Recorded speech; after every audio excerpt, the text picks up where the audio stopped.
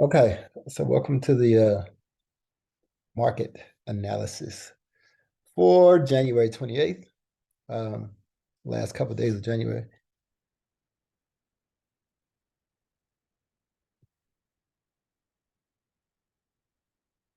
You can go ahead, Selena.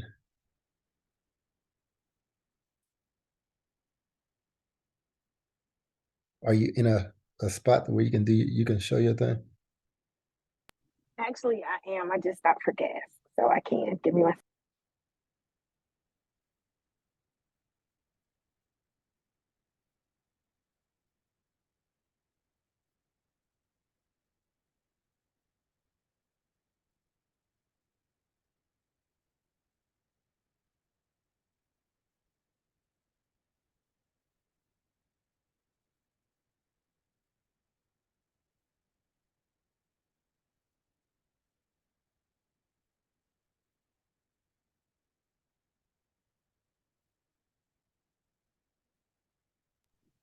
All right, let me know when you see my screen.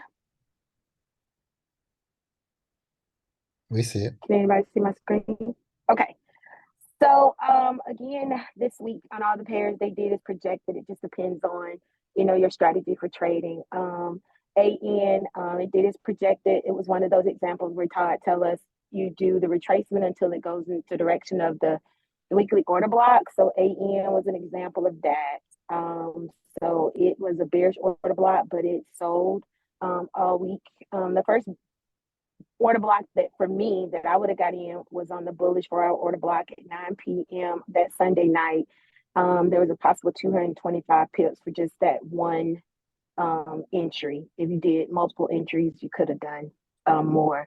Cat Chef did is projected, another example of buying until it sells for a bearish order block. There was a 1 hour bullish order block. I didn't see an entry that I would have taken till Thursday at 2 a.m. Eastern. There was a lot of retracement at the earlier part of the week. There was a 1 a.m. Eastern bullish order block on Monday for entry as well. And that's the one that retraced the 20 pips. So depending on if you would have had a stop loss or a hedge, you might have lost that trade. But if you hedged and got in on that Monday order block, then you still would have been good with one entry of 95 pips. Euro GBP, it retraced 78 pips to the weekly order block, possible 96 pips on that one. Euro JPY did projected. There was a 4 hour 9 p.m. Eastern bullish order block for 162 pips. Let's see, before it began to retrace. And this order block, it didn't retrace much. It really tapped into the weekly order block. And it started to buy shortly after. There was 162 pips. And then it began to meander. GA did as projected. Same situation. It was a bullish order block. You just sell it to start to buy. There was a 4 hour bearish order B on Monday at 5 a.m. and there was a possible 484 pips there. I think this is the one that TT made her money off of.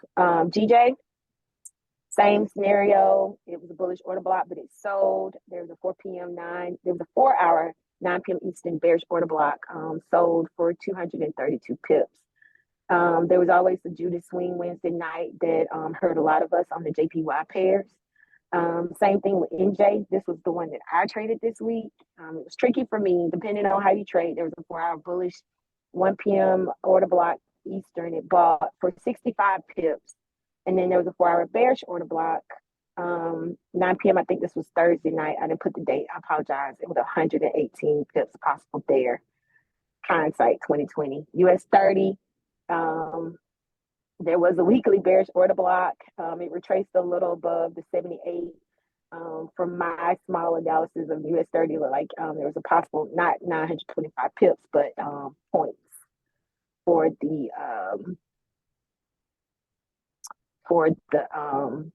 for the week. This week order blocks, there is more than I thought it was going to be. All the AUD pairs look like they're definitely buying this week, but like Leandra just posted, there is interest rate news Wednesday, and I think there's some more news Thursday. Cat Chef, I have it with an asterisk because it looks like this is a retracement, not necessarily it's going to buy. So this might be one you get in and just let it sell till it stops selling. EA, EuroCAD, bearish, GA, GN, and the SPX 500 gave a bullish order block. That's all I got. Oh, it's wake up time, huh? No, I'm joking. Gracias. You make me sick. What? Just joking. Um, Let me pull this up on my phone.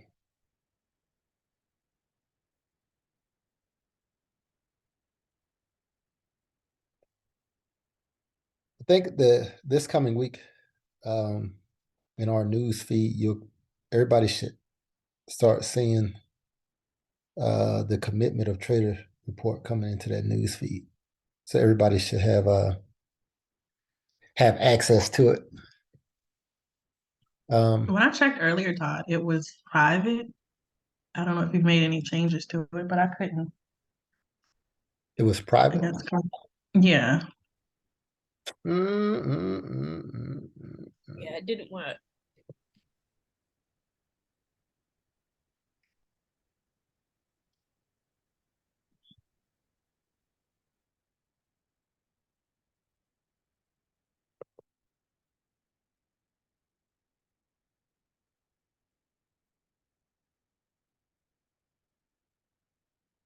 Okay, I'll maybe it's some permissions thing I have to go and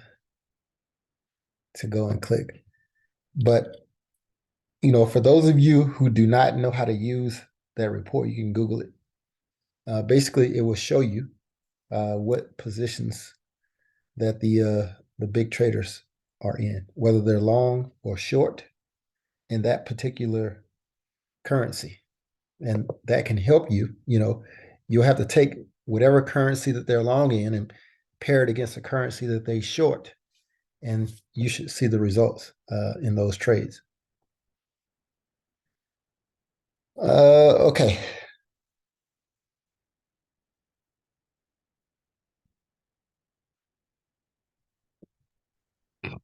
We'll start here at the top. What report? What's the report called? It's called Commitment of Traders. COT report, Commitment of Traders. Thank you. For those of you here, let me just drop this resource in the Zoom chat here. Yes, and can you please rephrase what you just said? What do you mean rephrase it? Say it in other words so I can get it, please. So there is a report called Commitment of Traders. Yes. What that report does is it shows you the positions that the big institutions have, right? Whether they're long or whether they're short on a currency. Does that make sense? Yes, whether they're selling a currency, let's say the yen, or if they're buying it. Correct. Okay. And when I know that they're buying the yen, then what can I do? Or what should I? You buy the yen. That means you sell whatever. So let's say they're buying the yen and they're shorting the GBP. So that means you would sell GJ. Right? Does that make sense?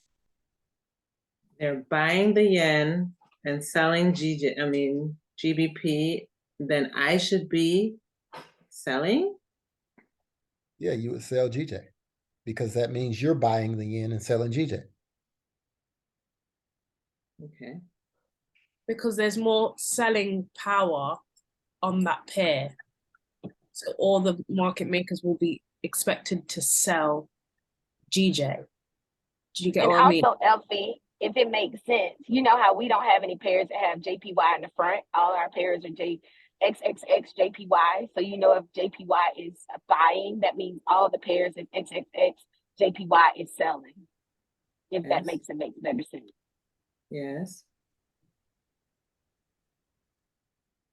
Do you get it? I think so.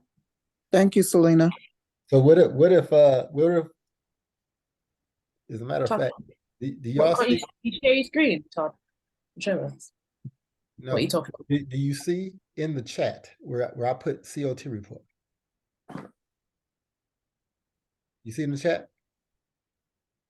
Yes, see at COT report on IG. Yes. So you need to add that resource on Instagram.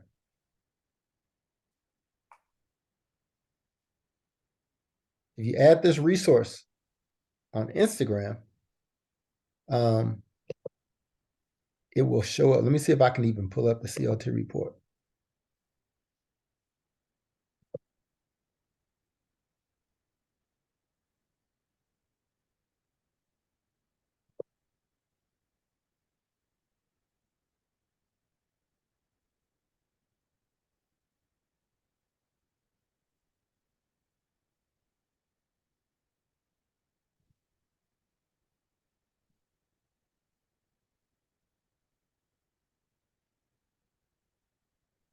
Do you guys even see this on my screen? Probably not. Let me see, share my screen.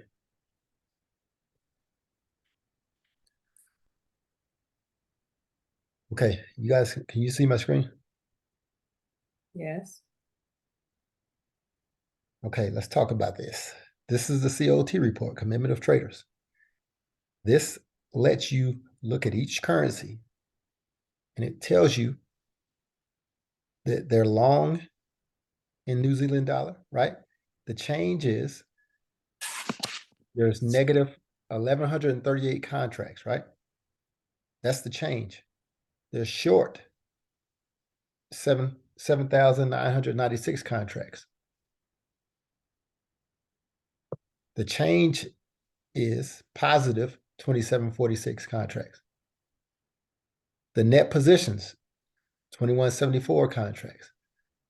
Change overall in the NZD is negative 3,884, which means what?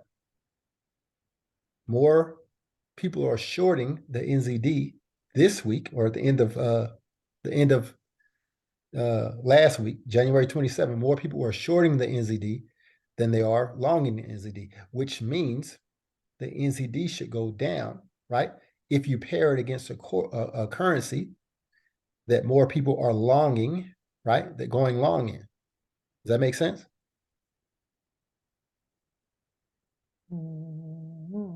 Sweet Jesus. Sorry, Yes. just say that again. Sorry. Hey guys, Well, you're saying long and you're looking at the change in the back right there. I'm just wondering like why, you know. yeah, so I want y'all to listen to what I'm telling you. I want you to visualize this. Mhm. Long means you're buying, short means you're selling. Okay. Right. At the end of Okay, the day, this so is Todd, so that would mean like for example, the AUD NZD and NZD went AUD NZD went up last week because NZD was going down and AUD was going up. so this is what I want y'all to pay attention. This is the date, this is the release date. So this is more in line with what you can expect coming into this next week. That makes sense? Can you do it against the dollar, please, or a dollar pair? No, I want to make sure that she got what I'm saying. I don't want to go forward without people understanding that. Did you understand what I said, Summer? Yes. Okay, who's confused right now? Me. Okay, let me explain this. If you look at this column, right? This is the change column. Mhm. This is the change long. This is the change short. This is the overall change. This is the overall change. So at the end of the day, this is where you need to direct your attention to the overall change. So by the end of the week last week, the overall change is a negative on NZD, which means we need to see NZD getting weaker. Okay. Mhm. At the end of the week last week, the overall change of the British pound is only 763, which means it's not, I mean, it's getting stronger, but very little, right? Mhm. So if I tried to trade the British pound and the Australian dollar, I'm probably not going to get a huge bit of difference. They both got stronger, right? So maybe this is not the best one for me to look for any difference in. Does that make sense? I think so. So I tra- negative number. Go ahead. I'm wondering, so negative numbers will show that that particular currency is weaker, so meaning it will sell. Yes, And positive numbers mean that the particular currency gets stronger, which means it is being bought. That's right. a buy. That is correct. Hey Todd, can I ask? I can't really see the screen really well, but isn't it for those of us who are not, I'm a visual person and I'm not as, smart as you, but couldn't we just say if it's red, we know it's selling. If it's light green, it means it's not as strong as we thought. If it's dark green, it's got a strong potential to buy. Is that what those colors mean over those numbers? So listen, in a vacuum, yes, in a vacuum. But I don't want us to be snowballed into a vacuum. I want us to pay attention to not only the color, right? Pay attention to the number, pay attention to everything. The euro is buying, this is probably the most bought currency. It ain't probably, it is. It is the most bought currency closing out the week. If you pair this currency up against one of the most sold currencies, right? The Canadian dollar or the New Zealand dollar, then you are probably going to get a better move. You're going to get more movement than if you pair it up against something that's less traded or less, with less movement. Does that make sense? Where the difference isn't as high. Right. So for instance, with EN, that means if I see this report, let's say that's for next week. I see this report, euro is 7K and NZD is minus 3,000. That means I can buy EN and should expect a really nice, a significant move. Bingo. There you go. There you go. Now, doesn't mean that you just jump in there and buy. You still have to look Right. at the chart and allow the chart to line up. But this Yes. is what you can anticipate as a trader. Does that make sense? Mm-hmm.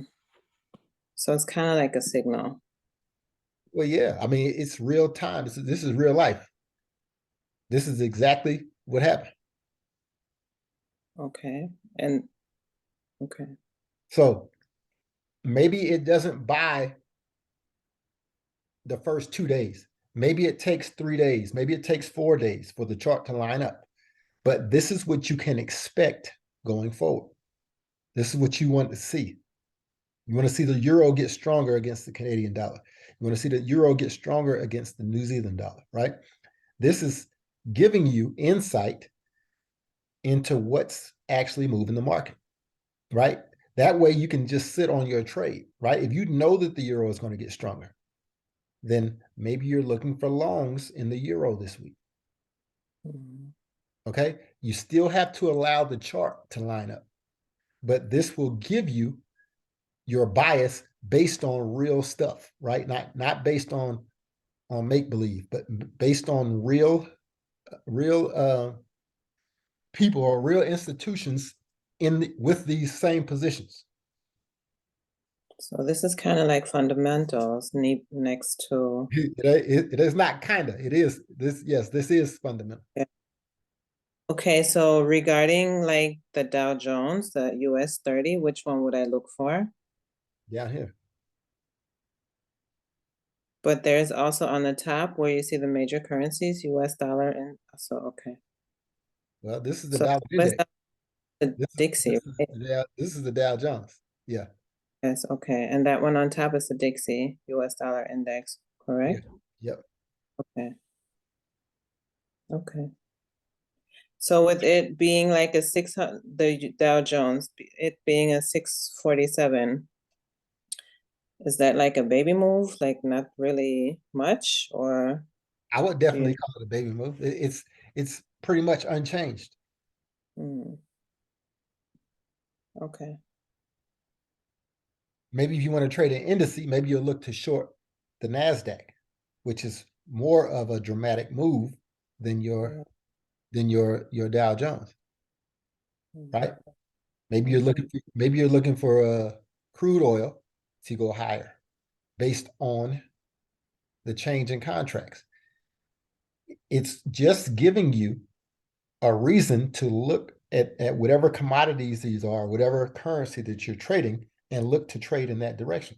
Now, if you're trading these exotics and they're all white like this, maybe this doesn't give you an advantage this week. So maybe you don't trade it this week.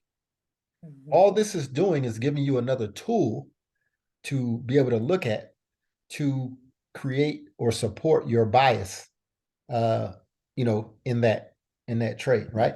This right here is not to say that the pair won't have any retracements. Okay. Please don't think that you're going to get here and get a one-way move because this report is telling you, hey, this is a buy. That's why I'm telling you to allow the chart to set up before you just start placing buy orders on the euro, because maybe it's retracing first, then it's going to buy. Or maybe it'll buy to a certain point, retrace, and continue to buy. You have to understand where you are in the market. It's just like that market structure video. Even though that pair was going up, it had pullbacks periodically, right? It's the same thing with these currency pairs. It's not just going to go straight up. The euro isn't going to go straight up. It's going to have pullbacks. So once you determine where you are in the market, then you should be looking for longs, on the euro, especially against these other pair that are weak, Canadian dollar and the New Zealand dollar. Right? Do y'all know what happened with the Canadian dollar last week? They didn't raise their interest rate. Interest rates. Yeah. So, I mean, it all makes sense. Even without the commitment of trader report, you kind of knew that the Canadian dollar was going to start cooling off, right? Because they only raised the interest rates 0.25. I mean, you might as well just sit on the sideline when you start doing that. You're not raising it at 50 points anymore, so you're losing ground. I mean, it's the very reason why the dollar's starting to cool too, because people are anticipating that the Fed is going to slow the interest rate raising down. So just kind of pay attention to this stuff as it happens, and you can apply it to your logic as you see these events and news events come to fruition, right? Everybody knows that we're going to raise interest rates on the 1st, correct? Everybody knows that this is NFP week, correct? Everybody knows that the British pound, I think they're going to raise interest rates this week too. All of these things, when you're going into these weeks, you should anticipate some of these things happening, right? Like maybe you don't know how much the Fed is going to raise the interest rates, but you know the economy is still cooking. And we should expect for the raise of interest rates to mean that these indices will fall, especially tech, the NASDAQ, which is probably why you see them shorting the NASDAQ, right? But depending on how high they raise interest rates, I mean, it's probably going to, wet the Dow up too. So just kind of understand how all of this stuff fits in. It's kind of like a puzzle piece.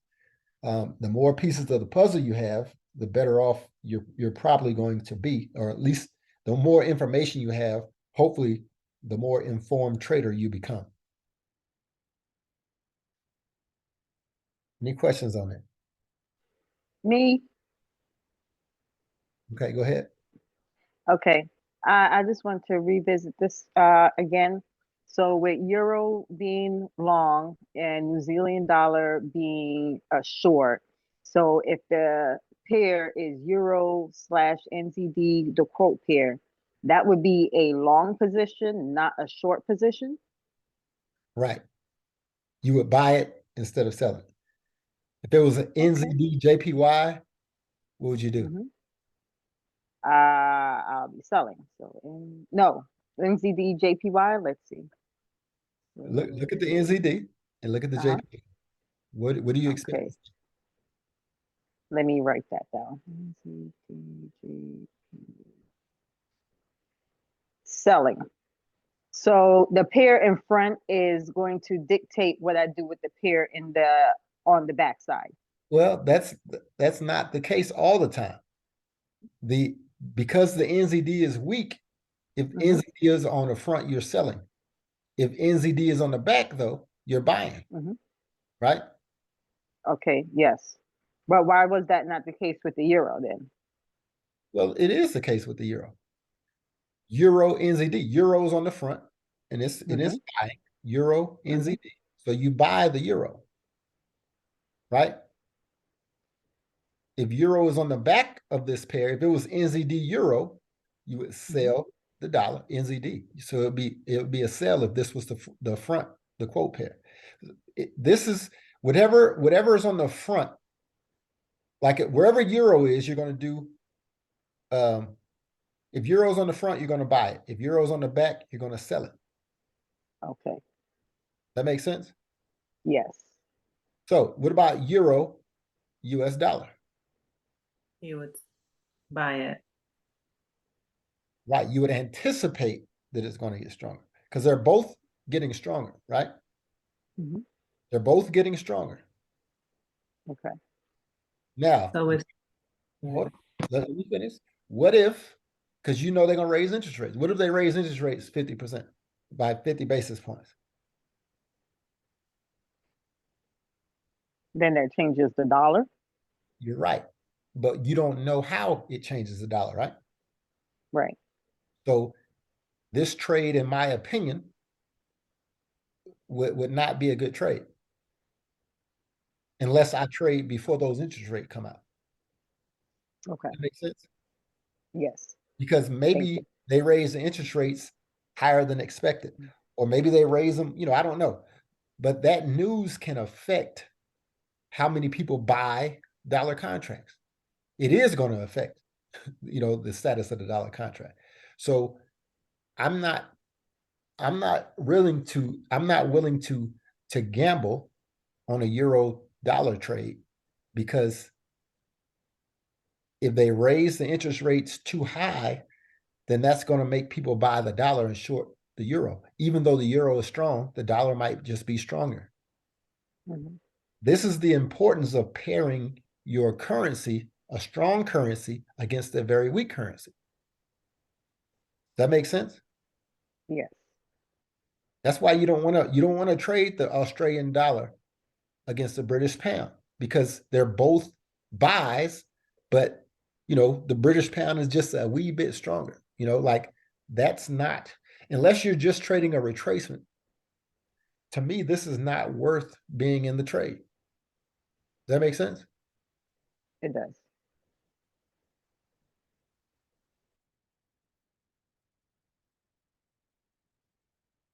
Okay, do I have any other questions? Yes, I have a question. Just of what you just said. I have two questions. So, because Euro is raising their interest rates as well on Thursday. So, say for instance, the DAX goes higher and they raise interest rates by 50 basis points, 70 instead of 25, and then Euro raises theirs 75 basis points. Is the DXY still higher? Are we talking about the DAX or the DXY? Sorry, it's a DXY dollar. Well, if the euro raises their 75 basis points, I think that would be a shocker. And I think the euro would get a lot stronger. When you look at the news, it's going to give you what the market feels they're going to raise the interest rate spot. So they're going to have a number out there. Maybe it's 50 basis points. They raise it 75 basis points. That's 25 basis points above expectations, which is great for currency. Your currency will get stronger. And if the US is supposed to raise theirs 50 basis points and we raise it 50 basis points, then I would expect the euro to get stronger than the dollar. Okay. And also, how often do they release these reports? Every week. Oh, so it's not a daily No. report. No. And you know, it says, do they have the change for the previous week? What they did expect? Because you know, in this end column, you say it's for this up and coming week. So you Do they mean you go and look for, yeah, you can go to their website. I mean, I am on the website already, yeah. You can see all the reports that they published. but you need a password for the website. You say you do need a password? Yeah, you need a password. You probably just have to register there. So this is released every Friday for the coming week. Yeah, it's released every Friday. Okay. So they don't have a previous week, what they expected. I just said they have it every week. Oh, sorry. Yeah, they do have it. They have the previous week. They have it every week. Every week they release it. As a matter of fact, let me see if I can pull a. No, I mean on this chart, it just shows this Oh week. no, this is not the previous week's chart. This is just Just the next coming week, the upcoming week. yeah. So let's look at this NASDAQ real fast. Let me show you what I mean, home girl. Yeah, can y'all see the screen? Y'all see the NASDAQ? Mhm. Everybody. Yes. So this goes back to March 2022, all the way to the 24th of January. Mhm. See that? Every week.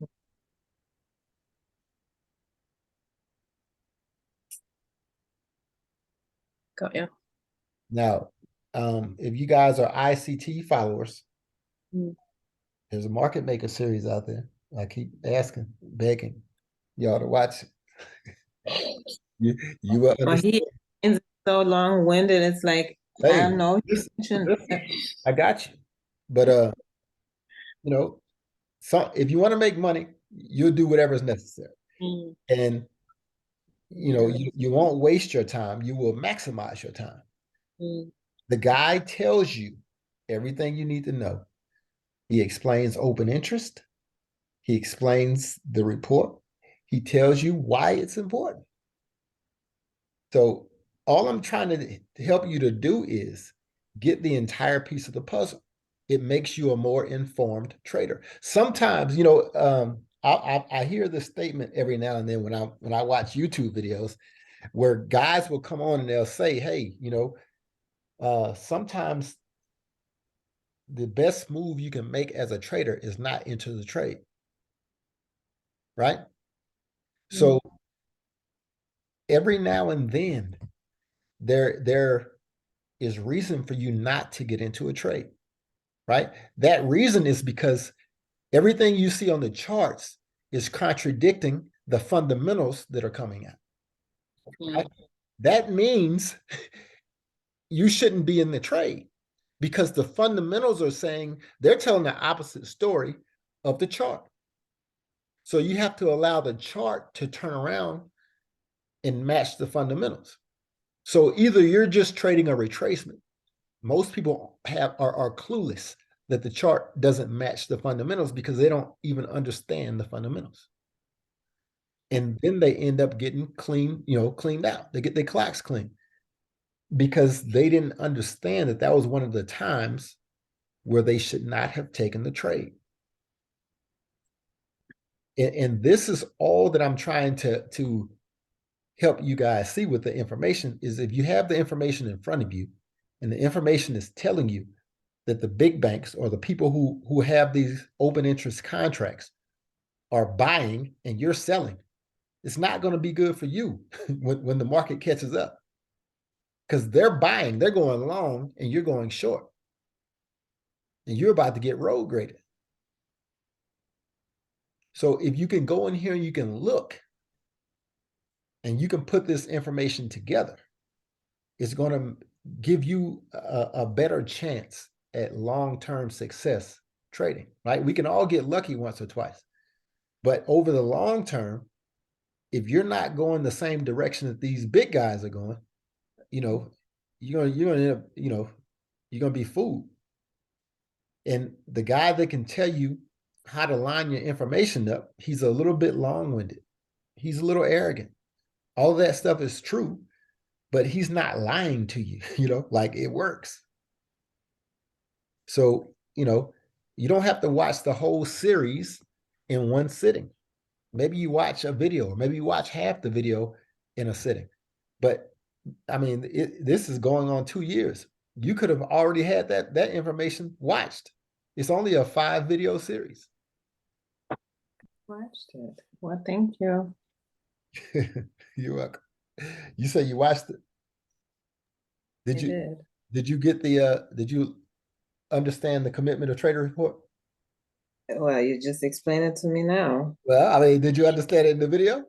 No, I didn't. That's why I was just like, okay, I have to rewatch it, but I didn't get around to do it yet. So what about the let's move on to the next topic, please. well, what about the there's another one.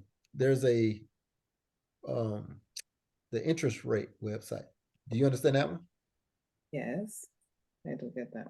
That's the one with the globalrates.com, right? Yes. That's very important as a trader too. So that, I mean, if you understand it, then that's all that really matters.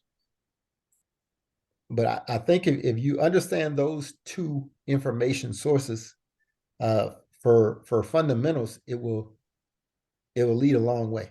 It'll lead you a long way. So can I just ask one last question? Of course. That's why we're here. On this topic. Mhm. So I feel like now that you have just put out this new resource with the commitment of traders, it looks like it's a snapshot of all the red and orange folders that come out every week. Am I interpreting this right or wrong? I've never looked at it like that. So I can't tell you whether that's right or wrong. What I can tell you though is I trade the direction. Yeah, if it makes sense, I'll trade it. If it doesn't make sense, I'm not trading it. Like if the chart is saying buy, but the information is saying sell, no, I'm not trading it. Okay. Got it. Right? Now, I do have an exception that I make to that rule. Right? But it's a pretty solid rule for me. The only exception I make to that rule is I'll trade the weekly retracement. But after that, I'm done. I'm not trading the direction if it goes against what the big guys are doing. How long have you been using this for your own trading? Well, I mean, I use it probably about a year and a half. The commitment of traders report is probably been in my toolkit forever, but understanding it properly, I probably didn't understand it properly until about, I don't know, 13 or 14 months ago. And here's what I mean by understand it properly. When you see that commitment of traders report, just because your currency is positive, it doesn't mean that currency pair is going to go up against whatever you traded against. You have to pair that currency pair up against a currency that's A weaker currency. Yeah, that's the key. Like when I first started doing it, I thought because they were buying a currency, it was going to buy. And, you know, I base that off of, you know, I don't know if you guys ever pay attention to this. Well, just like if you look at AUD CAD, right? AUD CAD went up. AUD Chef went up. AUD JPY went up. AUD NZD went up, right? AUD USD, it all went up. So I thought that, you know, hey, the AUD is strong, it's going to go up against everything. That's not always the case. Last week that was the case. But that's not how it works. You have to pair your currency with a weaker currency. That's what you want to do. That's what's ideal for you to do. Does that make sense? Yes. And if you can do that, you're going to make a lot of money. So if you look at that commitment of traders report, AUD CAD was a buy, right? AUD was strong, Canadian dollar was weak. You agree with that? Does anybody remember the commitment of traders report? Yes. Okay, so the AUD was strong, or it was a 449, and the CAD was very weak. It was 3,453. The euro was strong, and the NZD was short. Y'all remember that? Yes.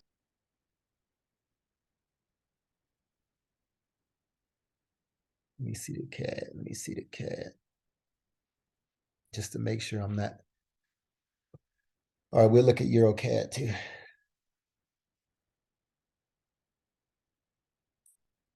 Okay, so Euro CAD has a bearish order block on it, correct?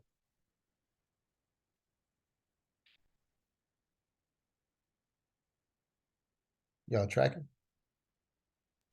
It's doing opposite of what the report is saying. Okay, this is what I was telling you. So does this mean you're going to sell it?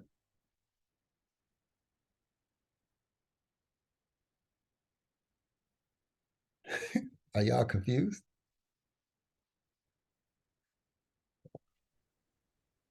Bueller, anybody? Can you open the chart again? I mean, the report, like do you have another tab?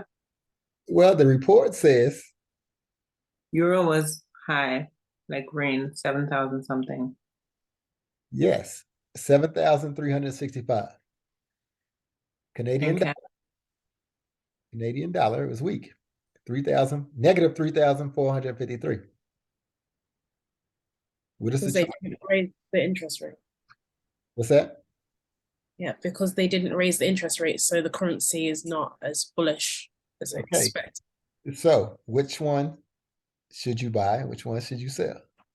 You should buy euro. Okay, this is the bearish order block on the Euro CAD.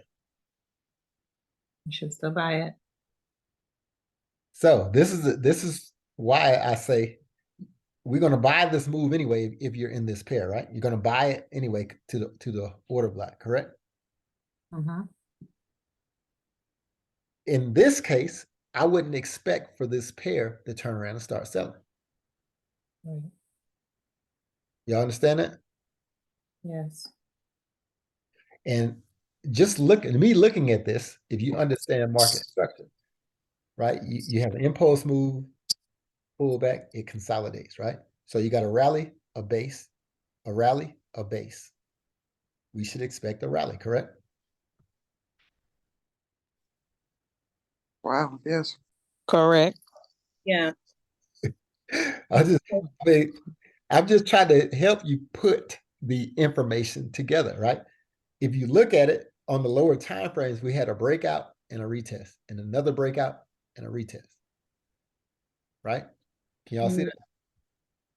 Yeah, so price is respecting that area. Right. Created relative equal highs, and then with the expected fund rates, the interest rates, will increase. It will make the pair stronger throughout the week. So expected to go higher. There you go. You can piece the information together. Now, it doesn't mean that you have to gamble, guys. It doesn't mean that you have to gamble. You know that the euro has that news coming out this week. All we're doing is anticipating what we want to see. We want to see this pair push up. Whether, I mean, it might just meander here until that news comes out. That's fine. That's fine. But as a trader, you're anticipating the move to the upside. You're not anticipating the move to the downside. You're anticipating the move to the upside based on the information that you have at your fingertips. Does that make sense? Yes. Yeah. But that doesn't mean that the price can still go down and then rally higher. If you know what I mean. Well, how far down are we talking? I don't know. I'm just saying, it might not be for this pair, but I'm just saying a pair might go down and then go higher. You know, when news comes out, sometimes it's very volatile. Maybe I'm speaking from a US 30 perspective. No, you're exactly correct. They're still going to take liquidity, and go in the opposite direction. I don't think that will ever change. Liquidity will always be grabbed. I just wouldn't expect like this to fall 500 pips and then go in the opposite direction. I think the anticipation would be for it to hang out in the same area that it's been hanging out before it pushes higher. That's what I would expect to see. And if it doesn't do that, I'm not trading it. Mm. It's a choice, guys. Like it's a choice. You don't have to take the trade if it doesn't agree with your analysis or the information that you have. Those are the ones you sit out. So what if it goes up 1,000 pips, in one candle? If it went down 500 pips first, and that was not your analysis, then stay away from it, because you're just gambling.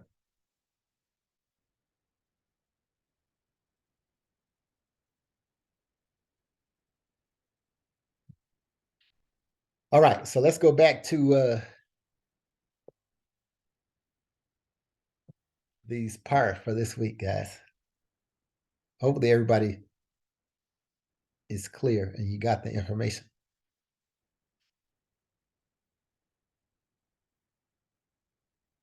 We got a lot of bearish order blocks on the euro. Not a lot. We got a couple of bearish order blocks.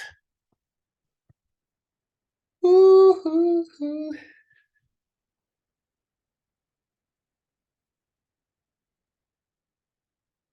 Hey, can you write this down for me, Elfie? You want me to do what? Right. The euro is plus 73.65 and AUD is plus 449. 73.65 and the what? The CAD?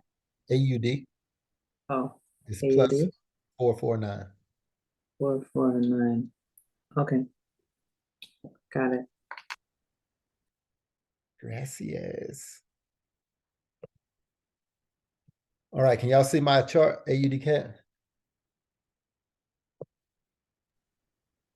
See?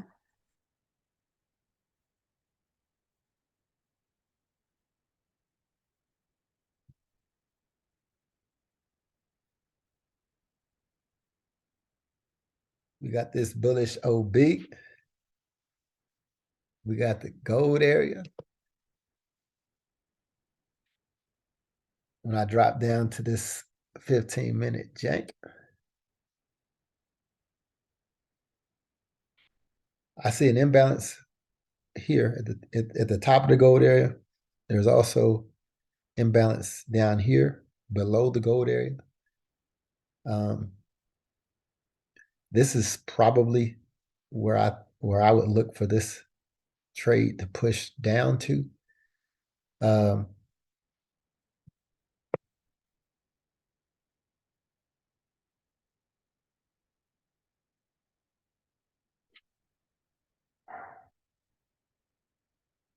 It's only about a 64 or 65 pip trade. So the stop loss is only 11 pips. Obviously, the market is going to move before we get a chance to get in it. If it goes higher, it would be better for this trade opportunity. If it just hangs out in that hour before it pushes down, then maybe it's not the greatest trade opportunity, at least for me, because it's the pip count is so low going to this area. But because of the situation with the AUD and the CAD, once it hits this gold area, and turns to start buying, I'm very interested in getting into to this pair, right? Because we know that the CAD is weak, and AUD is at least plus, it's in plus territory. If I look at this weekly chart and just talk about the structure of the weekly chart,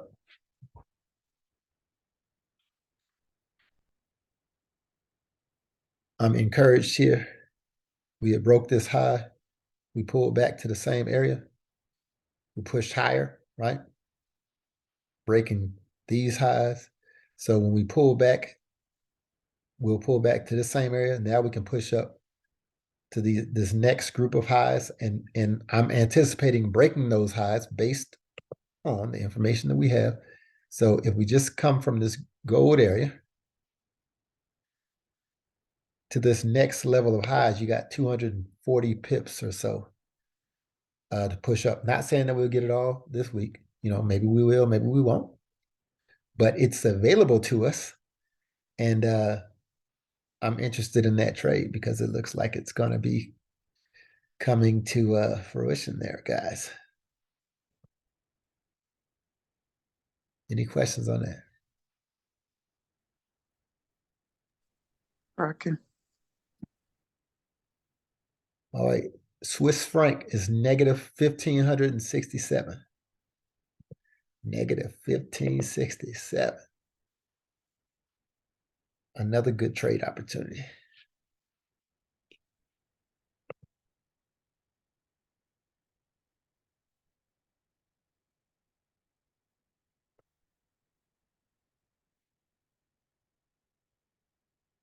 If I'm just trading back to the zone, it's about 60 pips to the zone. If it goes to the order block, closer to about 90 pips.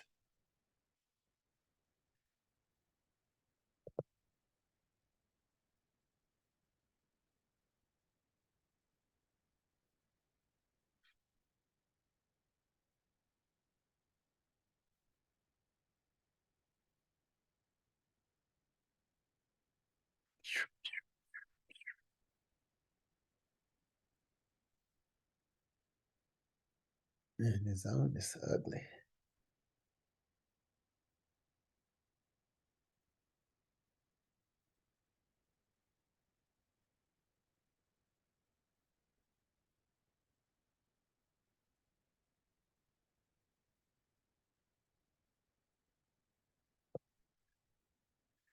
Okay, I got an order block here. I got another order block.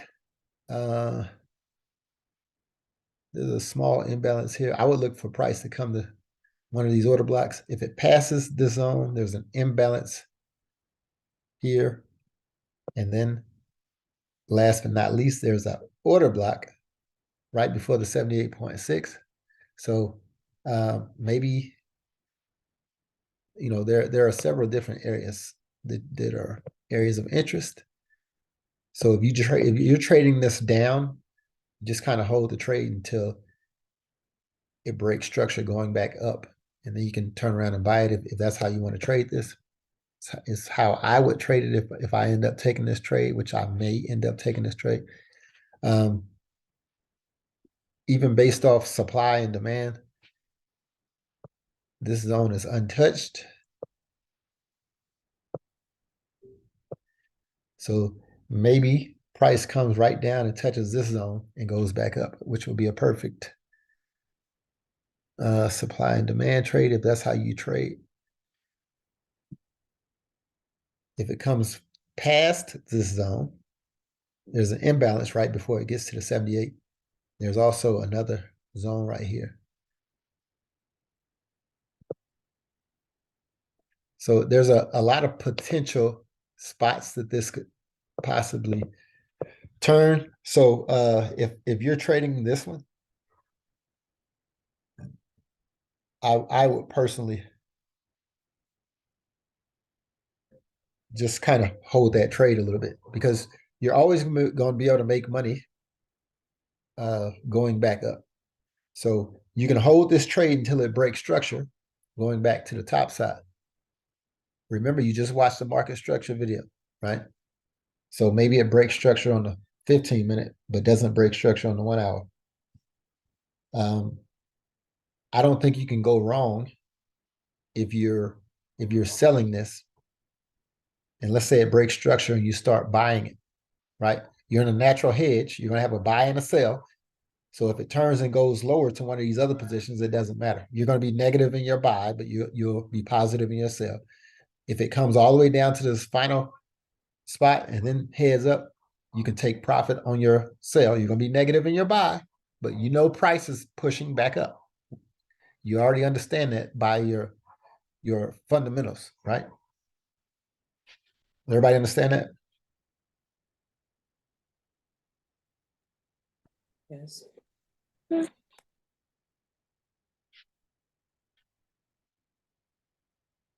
I would look for price to push up first. Maybe it pushes up to this zone before it starts selling. But that would give you a nice clean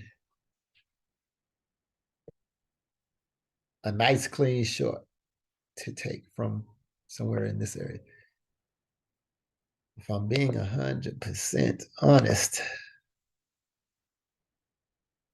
that's a pretty big area.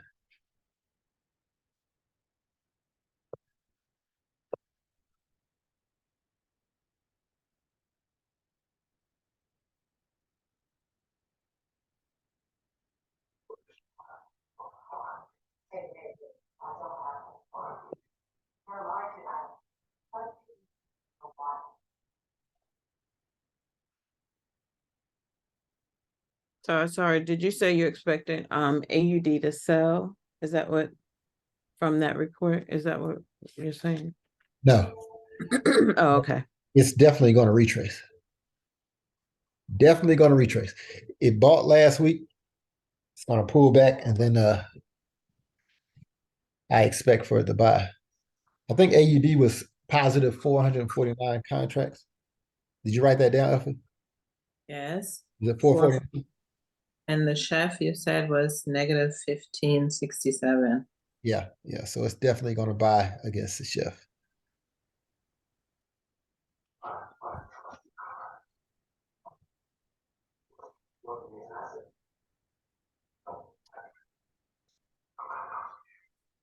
Any questions on the AUG chief?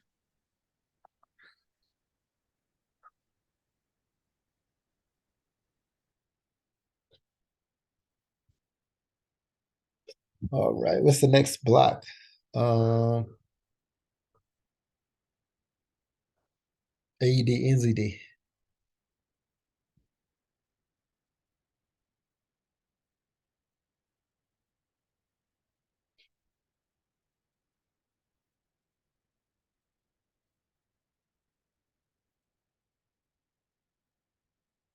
Did we write down what we had on NZD? I did not, but it was a high number, negative. I think 3,000 and something. 38.84. 38.84.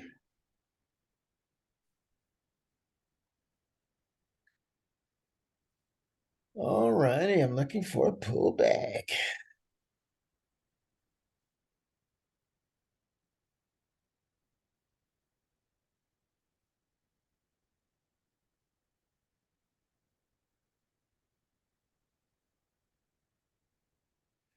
I would love to get a pullback into the zone. A lot of little imbalance in here.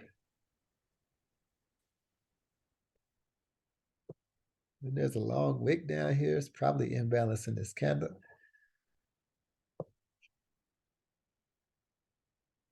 What does a 4-hour look like?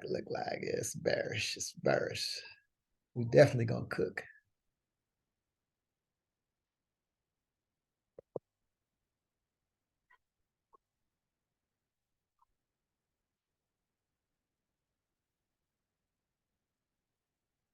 Okay, folks, we're gonna get short right in here.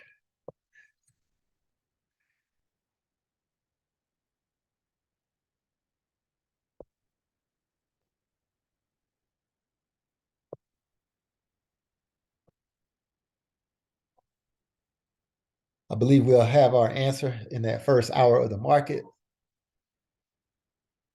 We can catch a trade down, even down just to the top of this zone, which I think it's going to go a little further than the top.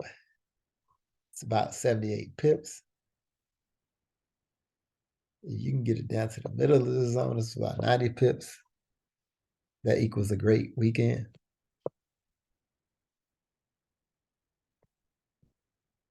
Easy money. And then, y'all know that this is going to buy this week. I would expect for that thing to turn and bounce, turn and burn. Lots of opportunity there.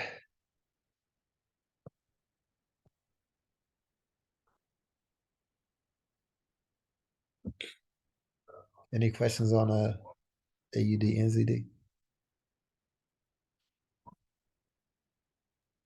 Yes, can you check the weekly, please? Or just show the weekly?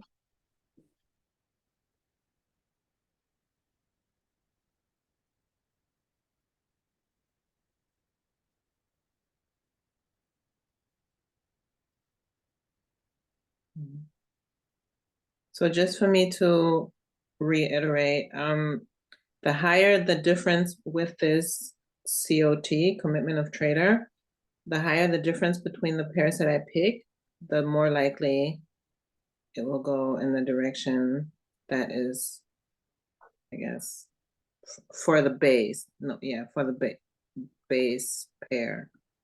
Yes. Okay.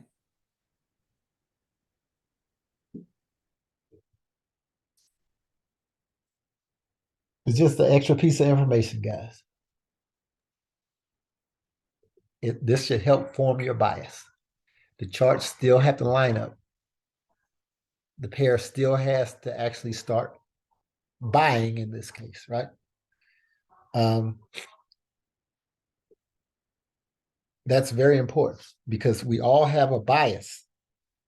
We all have a bias. We all have a thought process that we go through. We just have to be sure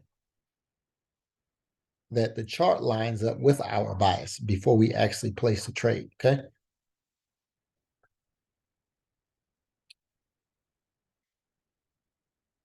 That's very important. Because if you just go to the chart and you place a trade based off your bias, chances are it's not going to be a great situation. You got to wait till the charts line up.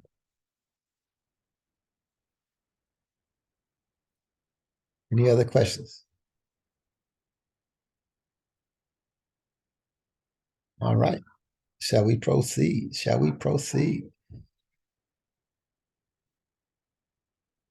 AUD, USD.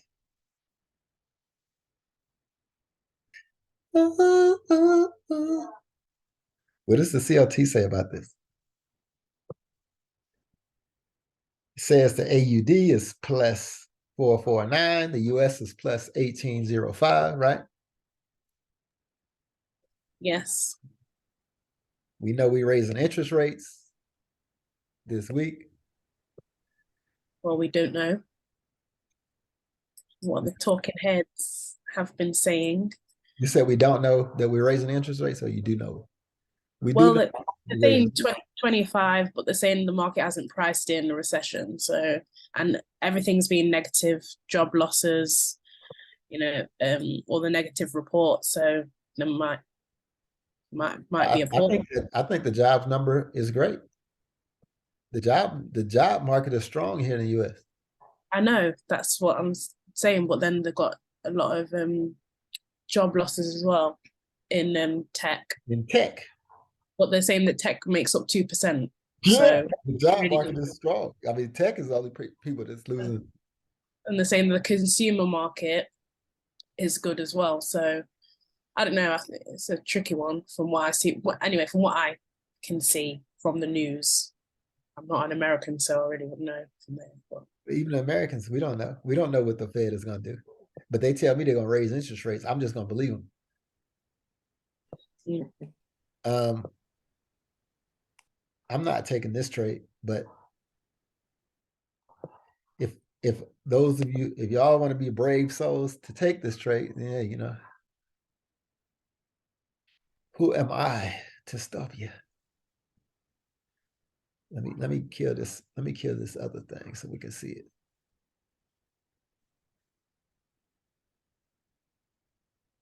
I have my own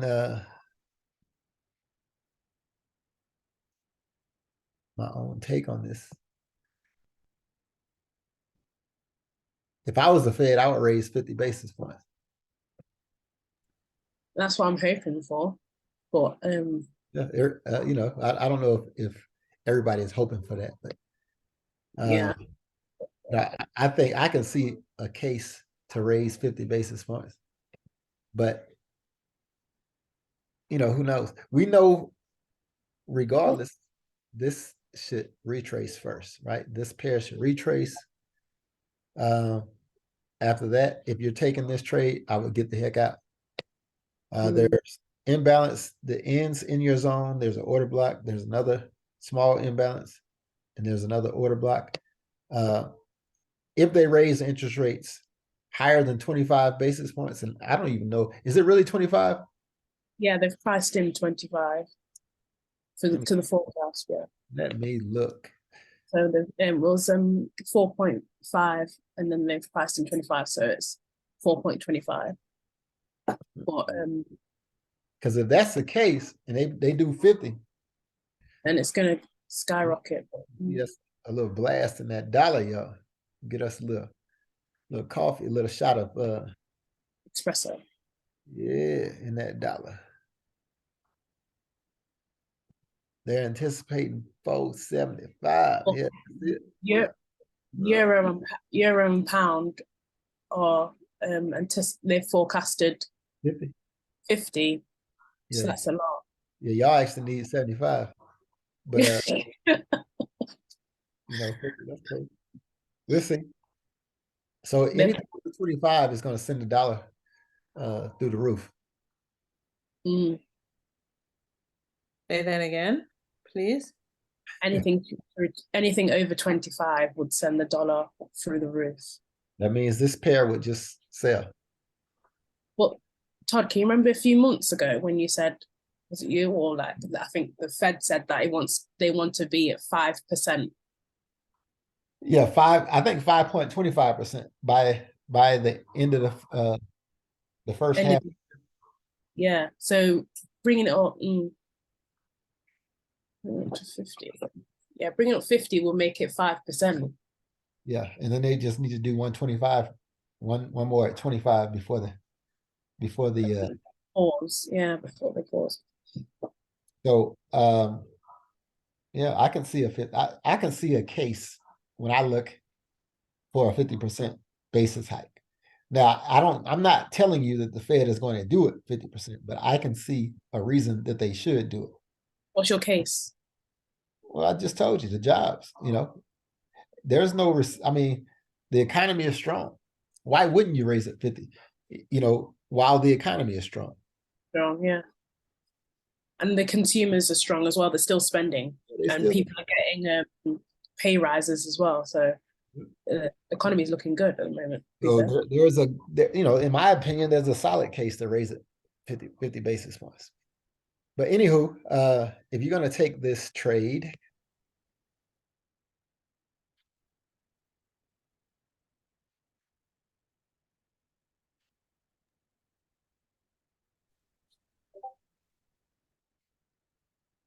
if you're going to take this trade,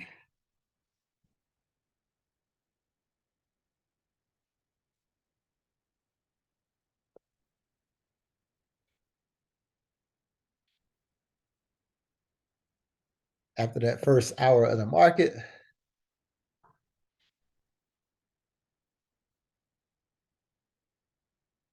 I would think you could take it to the bottom of this zone.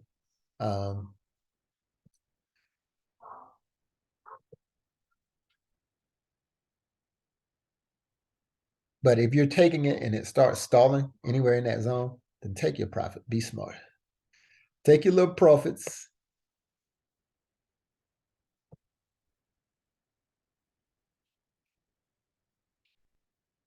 If it stalls out or if it starts showing rejection, if you're taking this trade and it starts showing rejection at the top of the wick of this weekly candle, take your profits.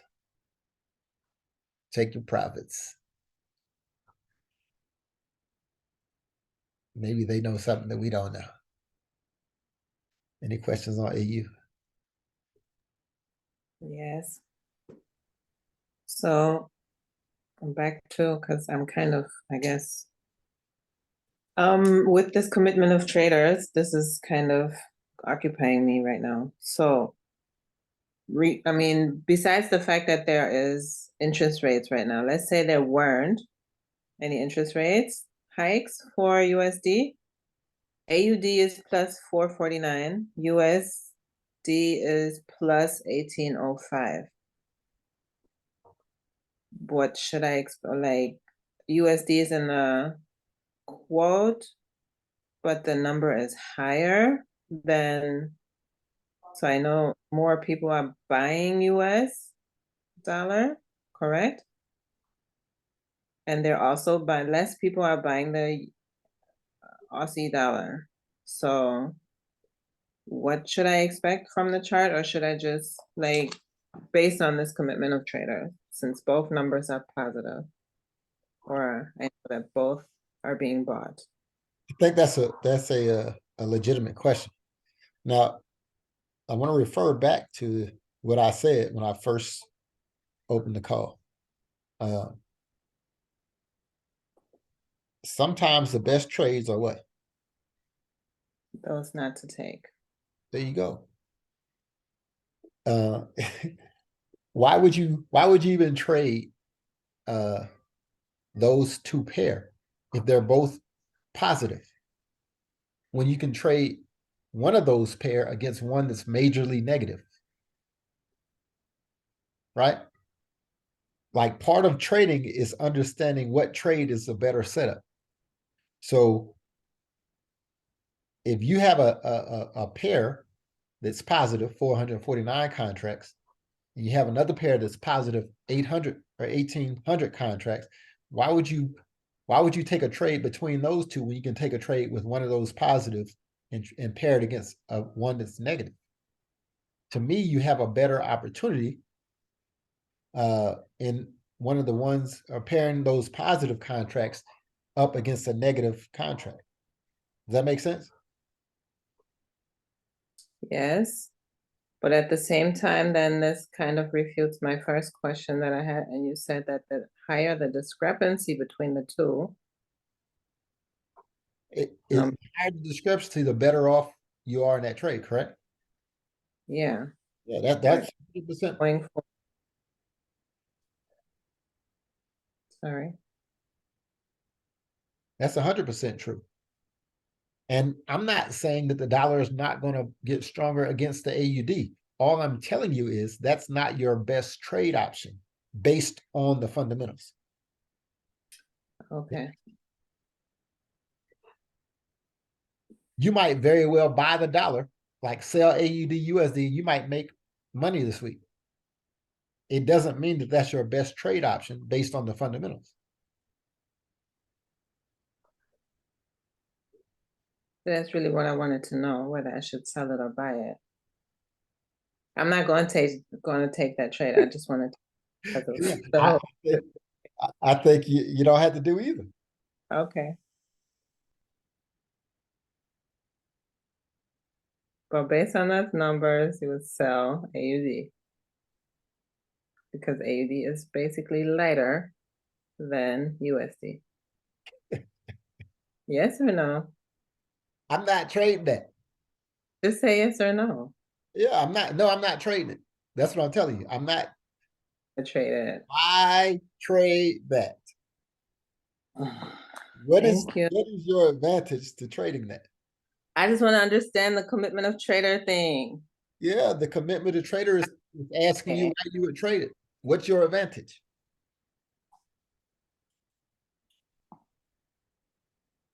The commitment of trader is telling you to trade a positive pair against a negative trade. That's what it's telling you. It's not telling you to trade a positive pair against a positive pair. But if you want Okay. to do that, then you do that. And if you get jacked up doing it, you've been warned beforehand. You know what I'm saying? Mhm. There's always some exceptions to the rule. Like when the interest rates come out, you know, and maybe they're skewed a bit. Maybe we raise our interest rates more than anticipated, and maybe you make a boatload of money, which is all good because you made money. It doesn't mean it was the smartest trade for you to take still, based on the information that you had prior to the trade. Like a lot of us make money and don't understand why we made money. And sometimes that's dangerous, but you know, it is what it is. I'm just trying to help you be more informed and more have more reasoning for taking a position. You understand what I'm saying? And I truly appreciate you, but now I even understand more not to pair two positives, but like you said, a negative and a positive, so that the discrepancy makes even more sense. Right. I got It's it. a better opportunity to win a Yep. trade. Okay. That's another way of answering my question. Thank you. You're welcome. Any other questions on AU?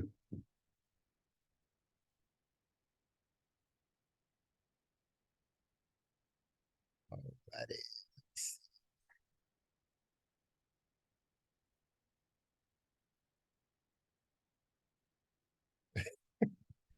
Head chef, head chef. All right, we talked about this pair last week. They're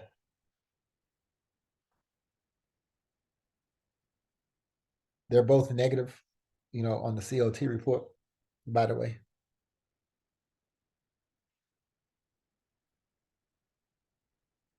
Let me see. The Canadian dollar is negative 34.53. The Swiss franc is negative 15.67. But this pair is still going high.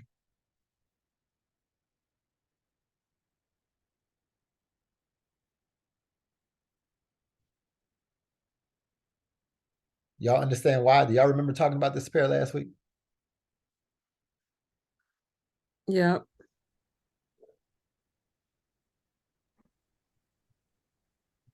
It did exactly what we thought. It went down, it tapped into this area here. If I move this over, it's tapped in. Came right to the spot. Now it's heading. This is just a retracement. Mhm.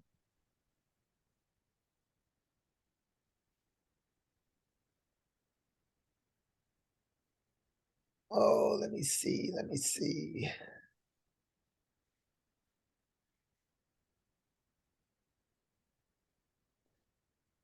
Euro AUD, bearish OB. Lord of mercy. This is the one that Selena's taking.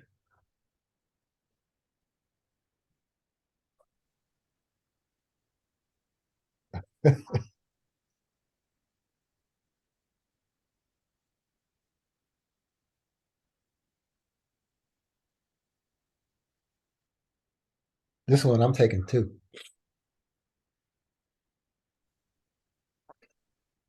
Cloud of mercy. Cloud.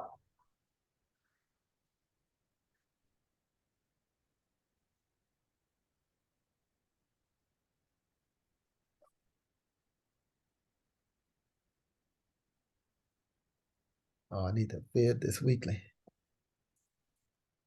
I need to use the Fibonacci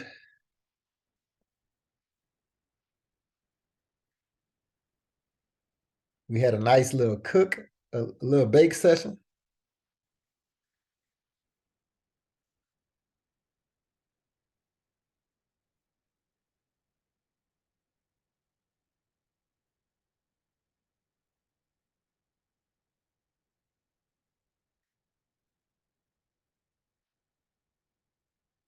Got about 170 pips back up to the zone.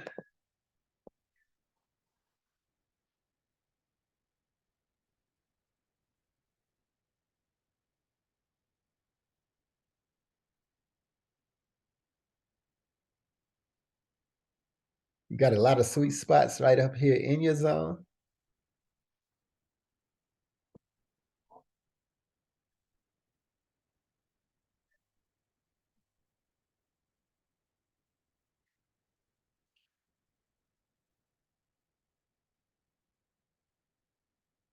Now, what does the commitment of traders report say?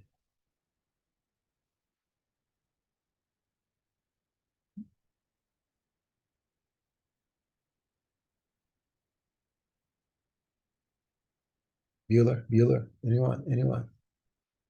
Hold on.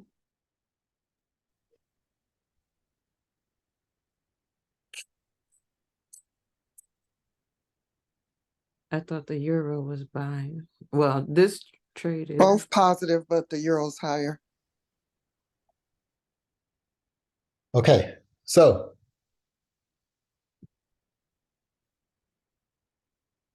I would look for this trade to come into the zone, right? When is the interest rates for the euro raise? Thursday? Yeah. Okay, so I would look for this trade to come into the zone and maybe even push out of this zone. What I would like to see, I would like to see this trade pull back a little bit more.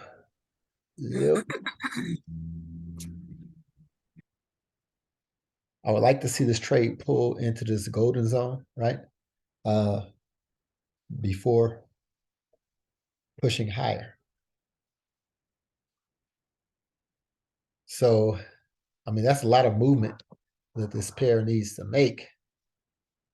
But I would like to see it. That's 300 some pips. It would need to really be smoking in order to make this move. So the euro is expected to raise their interest rates 50 basis points. Yes, sir. So I think that is what we're seeing on this particular pair. If they don't raise it 50 basis points, then it's probably going to sell. But as long as they raise this 50 basis points, maybe this gets to the golden zone, maybe it doesn't, maybe it just shoots up off news. I would look for it to push up first, or I guess the possibility it could push down first, and then the news could bring it back up. How many pips is it from the zone? To me, that would make more sense if it pushed down first and then went back up on the news. So I like the EA setup. I just don't know which direction. I guess when this market opens, we'll see if it respects and pushes down towards the zone. If it pushes down towards the zone, I will probably short it. If it gives me a bullish OB, then I will buy it. Either way, there's enough pips for me to make my money. So down to the zone, it's about 170 pips. Up to the zone, the opposite direction, it's about the same. So I don't know which way this will go first. It probably makes more sense for it to push down before it goes up.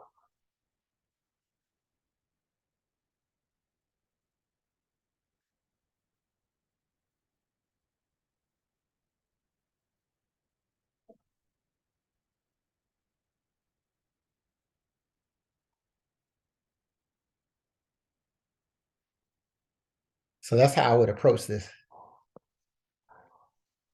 Any questions?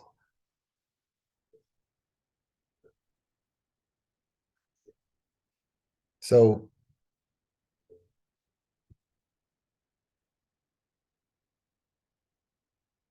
the only low we didn't break was this one.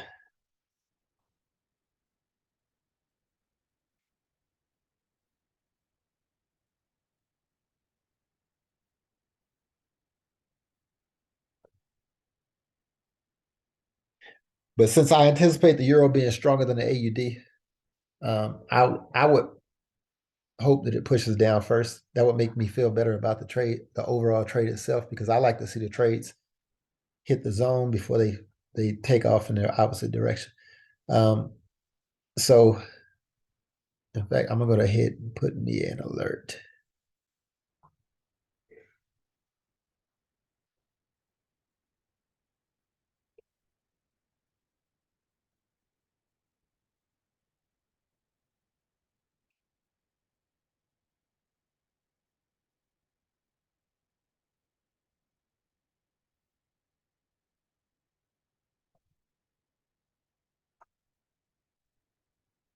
All right, any questions on EA?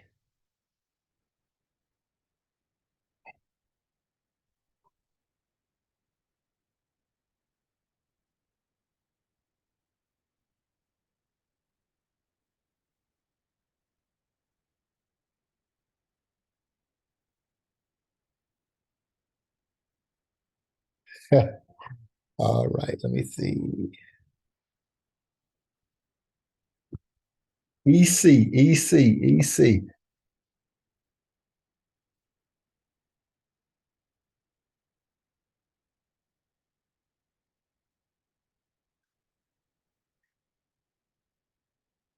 All right, I think we talked about EC already. I don't expect this pair to push down. We hit the area we needed to hit. I think it might push down a little bit, but for the most part, this will be a buy to keep buying, I'm sure. Right, let me drop on the fold. So maybe it pushes down and take the liquidity from this low down here. But I would look for this to turn and buy pretty quickly. And I don't expect that it will come back.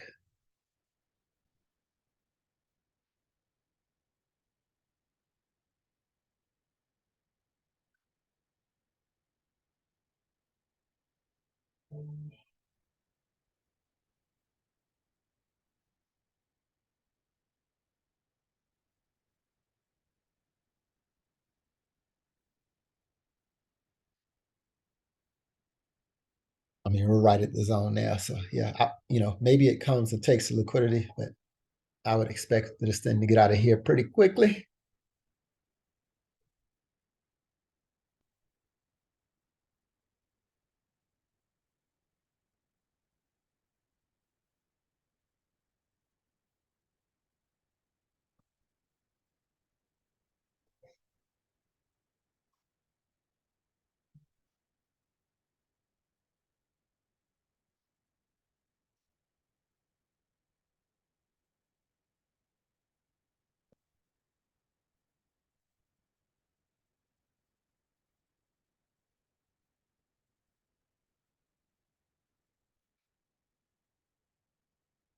Any questions on EuroCAD?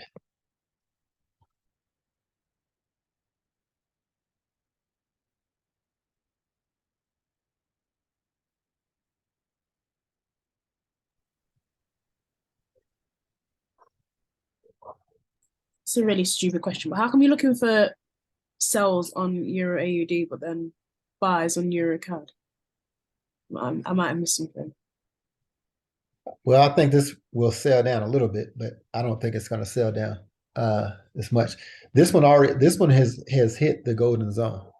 So what I like to see from a pair is for it to have a good pullback before it goes to the next level. on Euro AUD, we haven't had that pullback yet. It still needs to pull back a little bit more. That makes sense. Yeah, so you're looking for sells at the end of that bearish candle. Right here, yeah. I wanted to sell at least to this zone before it Oh, comes. all right, okay. You think it's going to sell at the open, like the first couple of days, like straight away, instead of rallying higher to Yeah, the yeah. block and just take out that bearish order block when it starts to buy when the interest rates come out. Yeah. Okay. Yeah. That's what I think. I mean, it's equal distance from here to the weekly golden zone. Mm.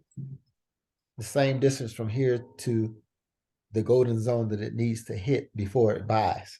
So I anticipate that the interest rate will be at least 50, which is already Accelerated. Yeah, it should head up. Again, the market has to actually play out, but when I look at where price is as opposed to what needs to happen, I think it makes more. I don't think it makes sense to buy first, then sell, and then buy up. I mean, that would be great if it did that. Trust me. I would be all for that because I would definitely buy it up, these 100 and some pips, and then it has 300 pips to go down. That's 300 pips, and then it's going to go up higher when the interest rate. So if it does that type of move, it's more pips available. I'm just trying to think, logically, it's only 150 pips or 160 pips from where price is right now. And then it can hang out down here until it has to go up. But, we'll see. Yeah. A bit like what the JPYs did a few weeks ago when they just continue selling. Yeah. Yeah. Okay. Thank you.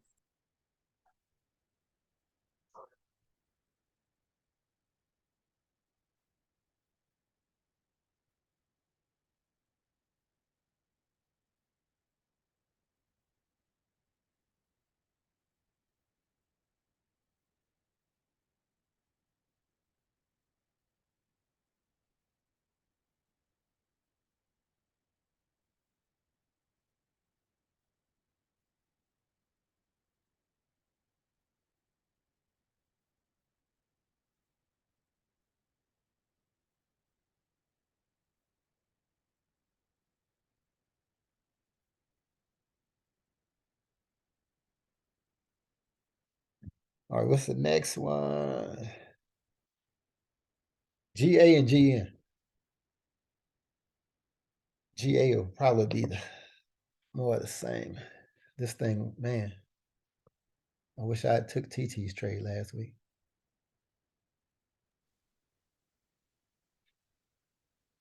Did anybody take TT's trade?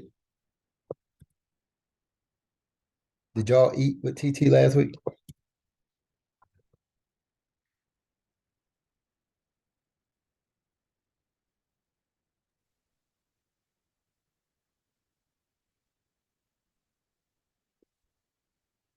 All right, the British pound is nowhere near as strong as the euro. Probably thanks in part to the way that they don't like raising interest rates over there.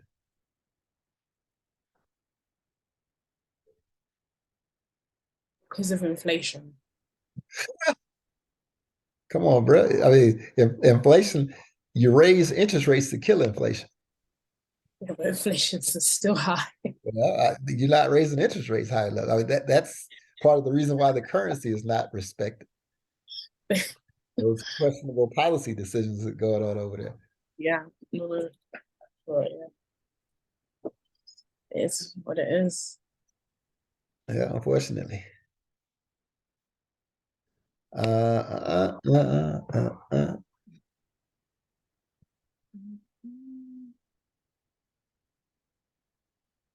This is probably going to be a more reliable move than that euro move.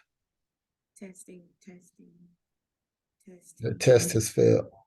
Your test has failed. Oh my God, I didn't know I was on speaker because it wasn't working earlier when you were talking about TT. So I had to test my microphone. I'm going back up mute. Bye. All right, there's all sorts of interest points here in your zone. This is probably a better trade setup than the EA trade setup. There's a huge imbalance here, so maybe we get it traded all the way to the top of our area.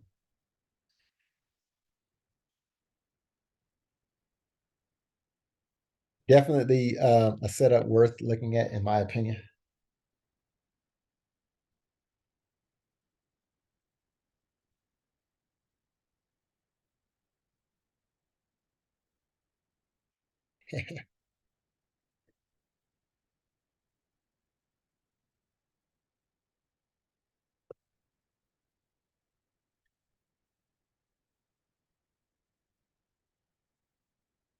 I don't think that the big institutions trust the Brits to do the right thing, and I think that's why they're not long on the pound.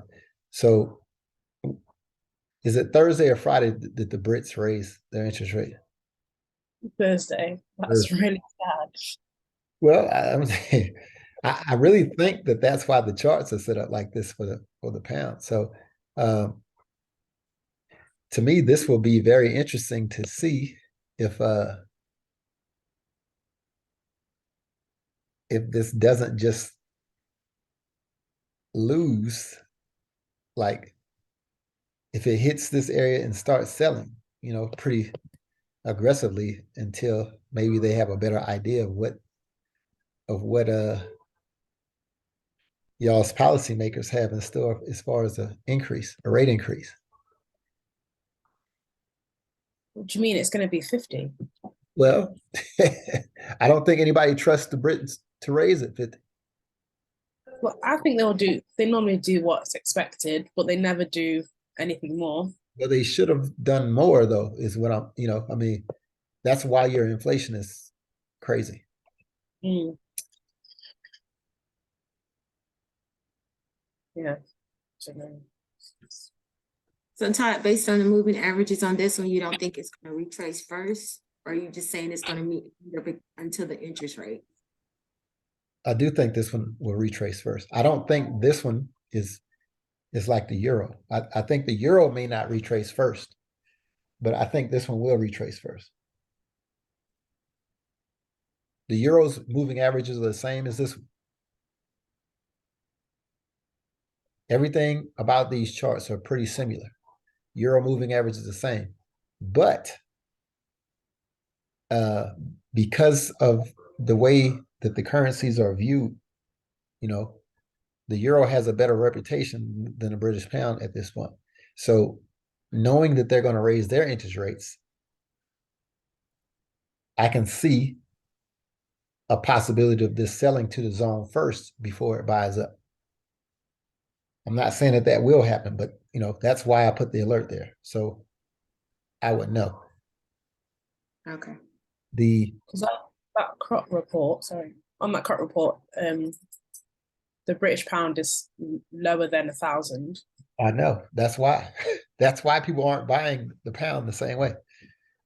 Even though there is interest rates on Thursday, it really should be higher theoretically. But I mean, at the end of the week, if they do the right thing, you'll see a high number for the pound. You know what I'm saying? Yeah. Let's wait and see. Yeah, but those institutions aren't going to gamble on the British government doing the right thing, the policymakers, because they've had so many missteps. But saying that AUD is still low as well on that crop report. So you'll consolidate or just actually move? It's still going to retrace. You're going to get retracements. Now, once it retraces, it might go into consolidation. Okay.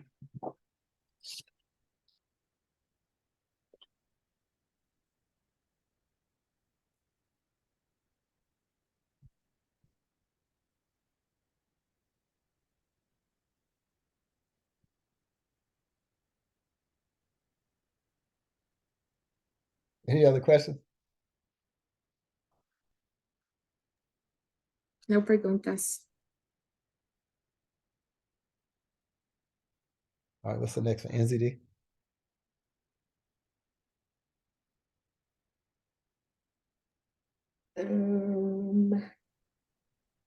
I think you said GN. Yeah, I think that's what you said. I think that's what you had said earlier. Yeah, it's GN. GN. And you got a good memory, girl. You young. Mm-hmm. Kim, you say you're young? That's what I said. I know that's right, boo. Kim, you all the 16, huh? Shoot. Who wants to be 16 again? Ugh. Kim says she's 16. 25, maybe. Y'all know when y'all 16. Can't tell them that. Oh, Lord. All righty, GN. How nasty of a chart is this, man? Like Autumn Wicks. Wiki. What a horrible chart. I ain't trading this mess. Oh, it's horrible. That's a Lena pair. It's a Lena baby right there. Yeah, some stuff you ain't got to be saying out loud. Oh, sorry, my bad. Sorry. I ain't mess with it in a minute. Them wigs, Sorry. man, it make my hair hurt. Listen, this is gonna buy, man. This is, Mhm. yeah, I mean, this is a horrible pair. Only thing I like about this is they took the liquidity from the low with the So it wick. might slow down some though for the swing high. I agree. It will probably sell a little bit, but this is definitely going to buy. And even a commitment of traders report says it's going to buy. But buy to where though, right? Well, higher than it is now. Yeah, that part. I guess it depends on what those Brits do with their interest rates, huh? Andrew?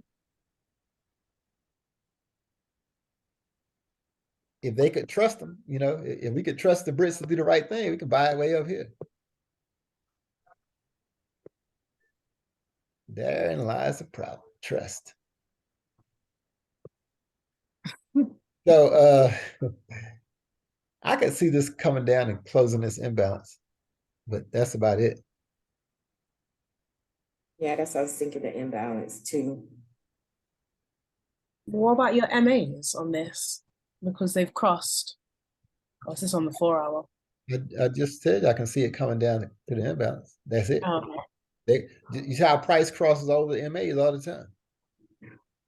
But yeah, I can see it. I'm not talking about the price crossing the MAs. I'm talking about the MAs crossing each other. Yeah, the red on top means it's going to sell. Yeah, I mean? Yeah, that's what I was talking about. Yeah. So if it pulls back, it already hit the golden zone. If it closes the MAs, I can see it pulling back to this area before getting long. If they don't pull it fast enough, raise 25 basis points.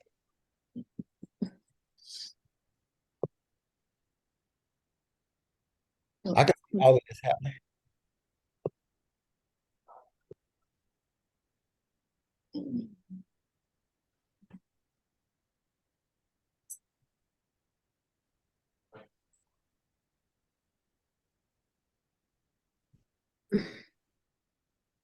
Yeah, but I'm not. Hey Todd, can you flip that down move, please, if you don't mind? And don't This one say here? no. Yeah. Mm-hmm. Yeah, no, I'm not. I'm not going. No, I'm joking.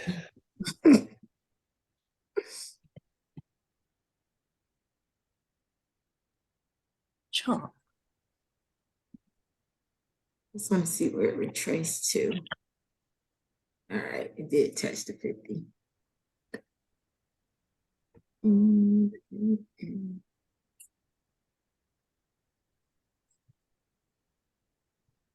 I can see it coming to this order block.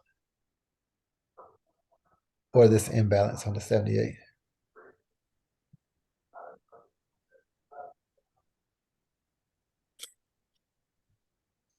Todd, is that your chalk move? Taking the high, taking the low? Yeah, it is.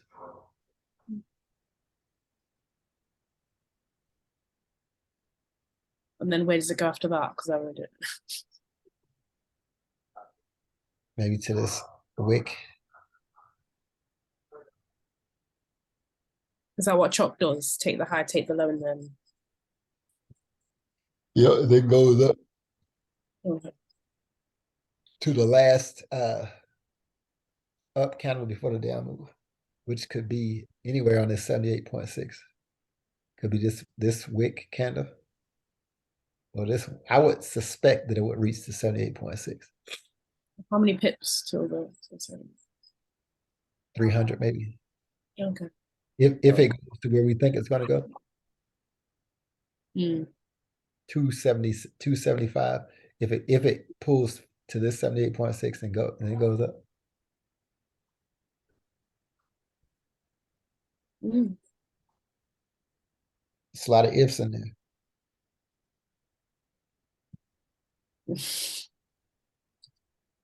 Yeah.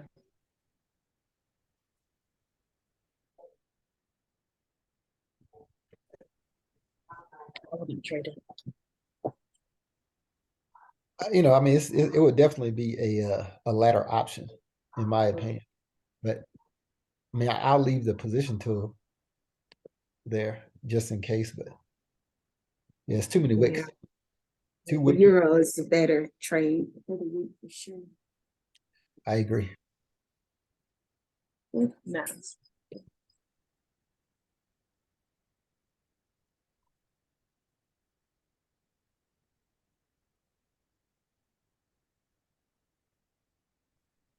We going short on this NASDAQ. I would short the hell out of NASDAQ. Mm.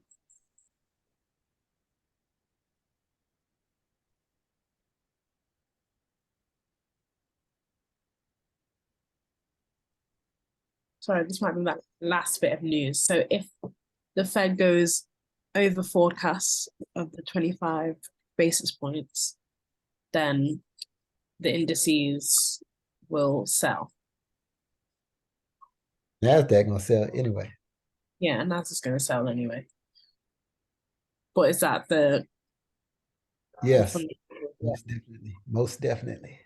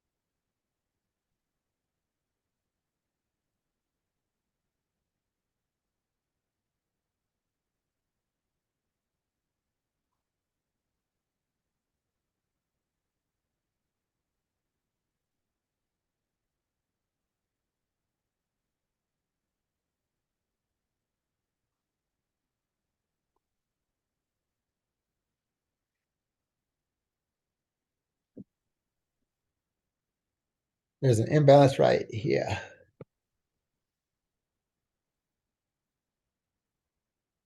So for the people in the back, what made you like this one? But just curious. What made me like it? Yeah. It needs a retrade. Okay, so we strictly What- okay. All right, easy money. Commitment of I'm trade. just asking. Listen, are you listening? Yeah. Yes.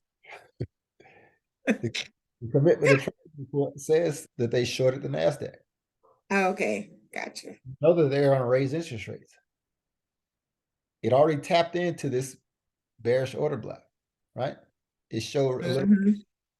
There are at least 3 confirmations right there, right? Like this is just selling it to the retracement Mhm. before they raise an interest rate. So I think there's a great opportunity that, you sell this and it just keeps selling.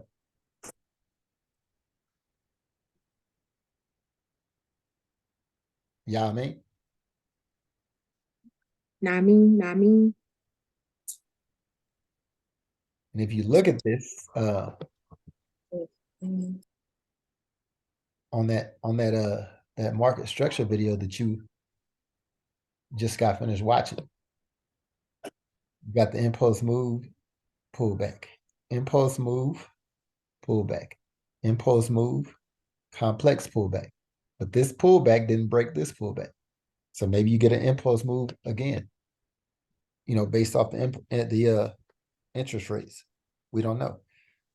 But the NASDAQ didn't break any significant high. It just broke this high, which doesn't really mean anything. It didn't break this one. It didn't break this one. If this low goes back and breaks these lows, then you have your new low. I think it's all going to depend on what your boy Jay Powell does. What's your yellow zone up there above that? Because that's where I think it's going. Up here? No, right above your short position. Oh, that's the middle of this OB here. And it might very well go up there. I can see a case where it goes up there first. Because the interest rates are going to come out. I can see where it might go Because up. the indices are kind of still bullish right now. Right, yeah. Well, but it's showing rejection. So I would be very, very careful with that. So maybe No, yeah. it goes back first and then goes up. I can see where that might happen. And maybe it even goes up and closes this imbalance because this nose is going to cook. Mm-hmm.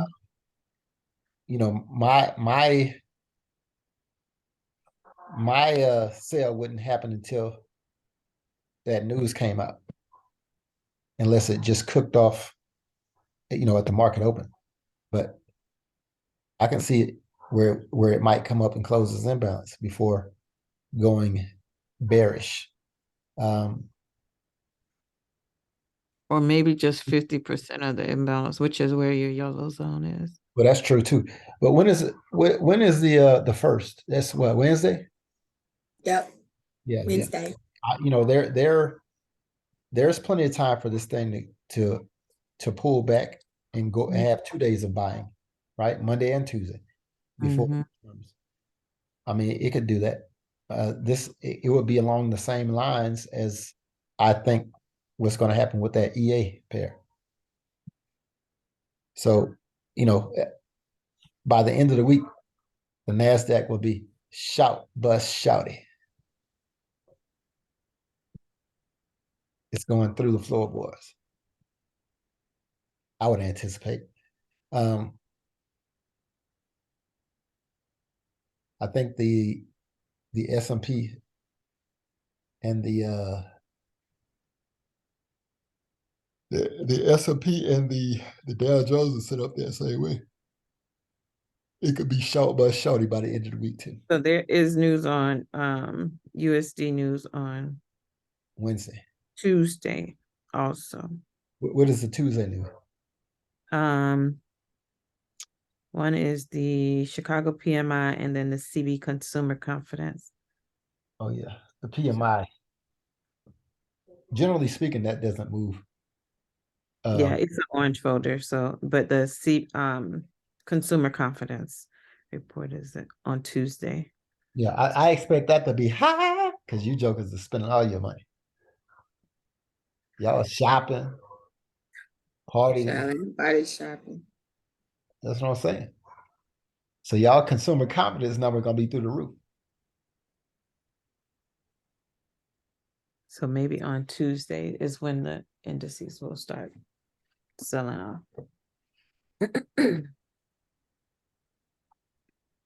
Yeah, maybe. You got NFP on Friday as well. Ooh, NFP. Catalyst week. I'm glad it's on Friday, so I don't have to worry about it. It's normally after the Fed fundraising. then the day after, that's when you get that a bigger move on the Thursday.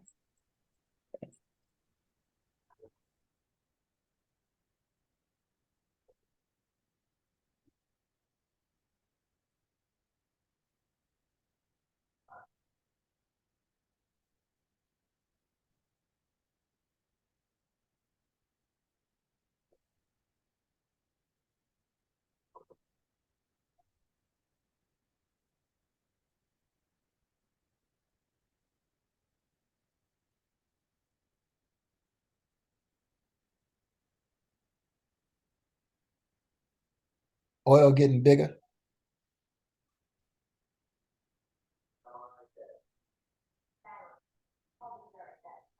Silver getting weaker.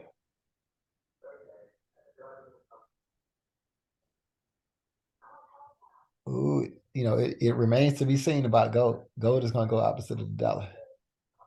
I can see the dollar getting stronger.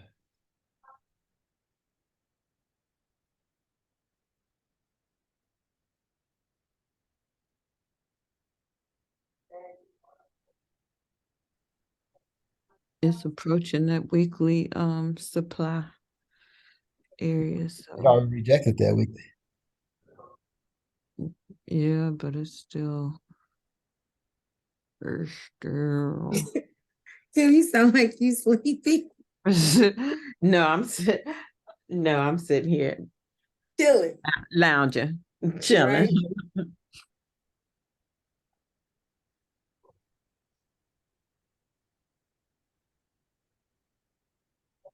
What's the overall for gold? Is it um bullish or bearish?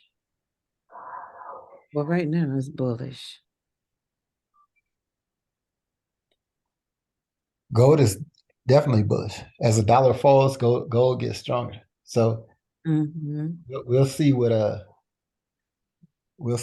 what what the Fed does. I think investors are betting that the dollar is going to continue to get weaker. That's what I read into it from this COT report because they're long on gold. Plus 4,400 contracts. They're short on silver and platinum, but they're long on gold, which tells me that they expect the Fed to be soft at 25 basis points. We'll see what old Jerome Powell does. If I'm Jerome, I'm going 50, baby. 50. Wrong.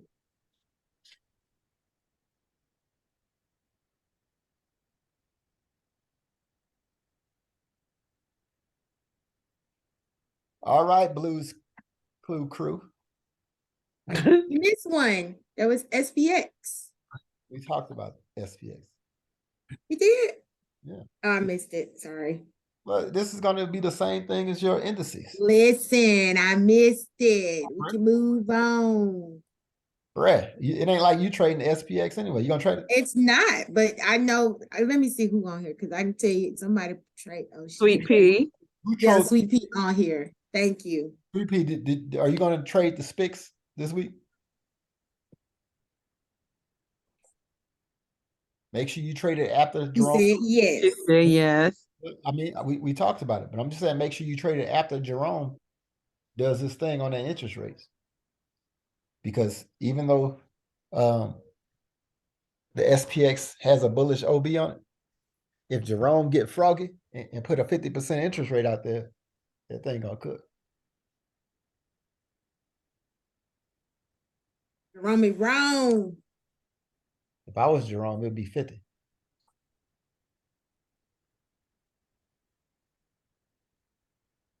Sweet Pea, I just wanted to make sure he put some respect on your SPX. That's all.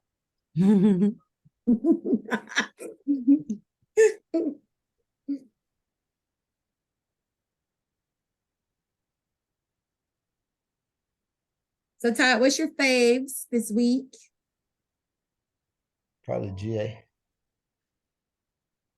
G to the A. I like GA and EA. I just don't know which way EA is going to break. The good thing we have an hour for it. Tell us. Yeah, I agree. And be flexible. That part. It's 160 pips either way it goes. Plenty enough pips for you to get your little money. Pray about it.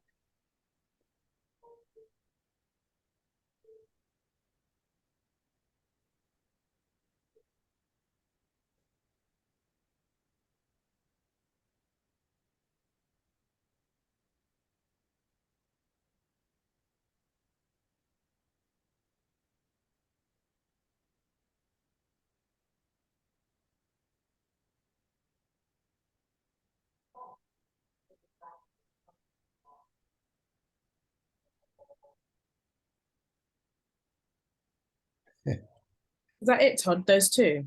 GAEA. That's all. Yeah, that's it. You need more pips than that? You stupid. Oh my Hey, some gosh. people, man, 200, 300 pips ain't good enough. No, I was just asking. I was just asking, is that the only pairs that you're concentrating on this week? That's it. Yes, ma'am. Hey, do y'all remember Hoops? Who? The movie? Hoops? No, the girl, man. Oh, Oh who? yeah, from Flavor of love. Flavor of Yeah. Love. Yeah. Ooh, Hoops, man. God, dog. What about her? Hoops fine at 40, boy.